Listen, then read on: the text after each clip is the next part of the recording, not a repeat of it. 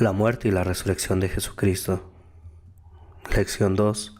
Traicionado y arrestado.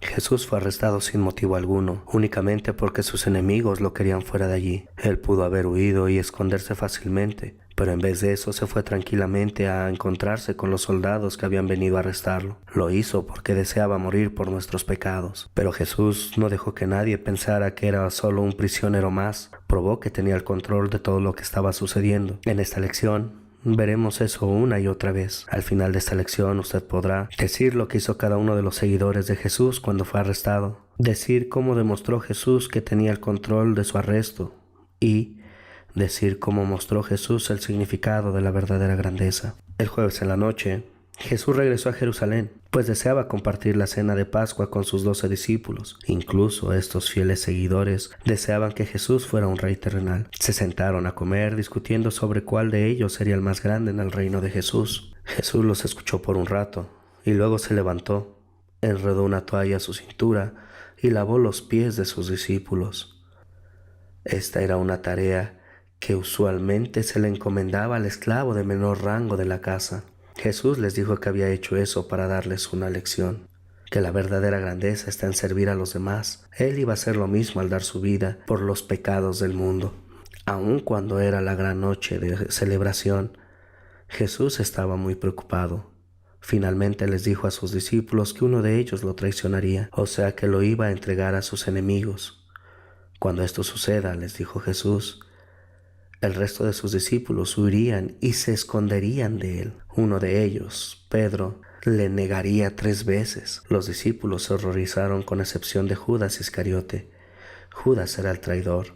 Sabía que los sacerdotes principales no querían arrestar a Jesús durante la Pascua. Sin embargo, Jesús tenía otros planes y le dijo a Judas, hazlo ahora. Judas dejó de comer y fue con los sacerdotes principales. Jesús pasó un largo rato con el resto de sus discípulos. Les habló de lo que tenían que hacer cuando Él se fuera y les prometió regresar con ellos. Por supuesto que estaban confusos, pues no podían creer lo que estaba diciendo. Jesús les dio también una nueva cena para celebrar. La Pascua recordaba la liberación del pueblo judío de la esclavitud en Egipto. La nueva cena sería para recordar y celebrar nuestra liberación de la esclavitud del pecado y de la muerte. Fue llamada la Cena del Señor o Santa Cena. Al continuar acercándose a la Cena del Señor, los cristianos honran a Jesús por su grandeza de perdonar todos nuestros pecados. Al morir por nosotros, demostró que la grandeza está en servir a los demás. Después de la cena, Jesús llevó a sus discípulos a las afueras de la ciudad. Fueron a un jardín llamado Getsemaní. Y allí se fue solo a orarle a Dios. Le pidió a su Padre Celestial que tuviera misericordia con él por lo que iba a suceder, pero también pidió que se hiciera la voluntad de Dios. Mientras tanto, sus discípulos habían dormido. Judas Iscariote no estaba dormido. Cuando Jesús pidió que se fuera, corrió con los sacerdotes principales. Los sacerdotes no querían arrestar a Jesús durante las fiestas de la Pascua, pero enviaron a los soldados y a los sacerdotes con Judas.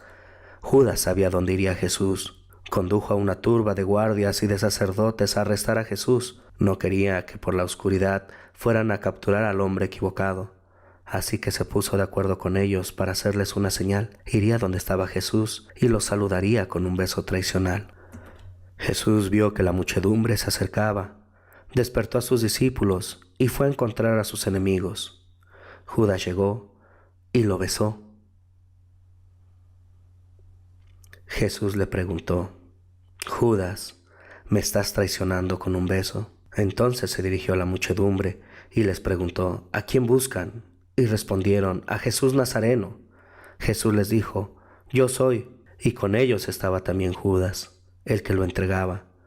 Cuando les dijo, yo soy, ellos retrocedieron y cayeron por tierra. Jesús les estaba demostrando que con una simple palabra podría vencerlos y escapar. Sin embargo, permitió que se levantaran y tranquilamente se dejó arrestar.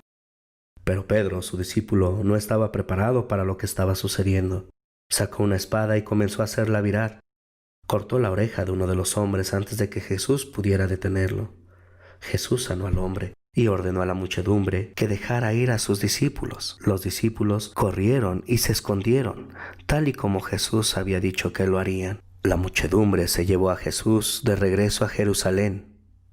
Los sacerdotes principales convocaron al concilio gobernante de los judíos, conocido como Sanedrín. Mientras estaban en la asamblea, el suegro de Caifás, el sumo sacerdote, tuvo un interrogatorio privado con Jesús. Tales cosas no estaban permitidas bajo las leyes judías. Los sacerdotes principales estaban más preocupados por la muerte de Jesús que por obedecer sus leyes. Pedro y Juan, discípulos de Jesús, habían seguido a la muchedumbre.